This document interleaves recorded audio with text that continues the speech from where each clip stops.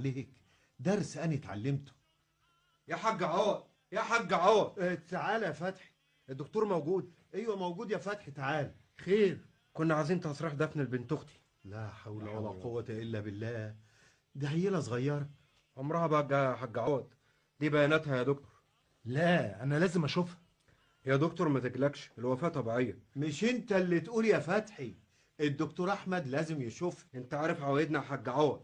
اللي هيعمله الدكتور هو الصح. يلا يا دكتور، أنا جاي معاك.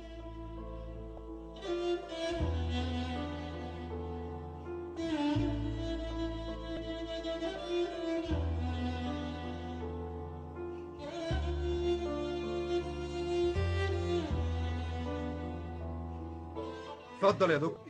يا ساتر. ايه اللي حصل بالظبط؟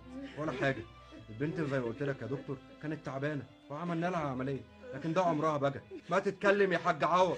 منك لله يا دكتور منصور، ربنا ينتقم منك.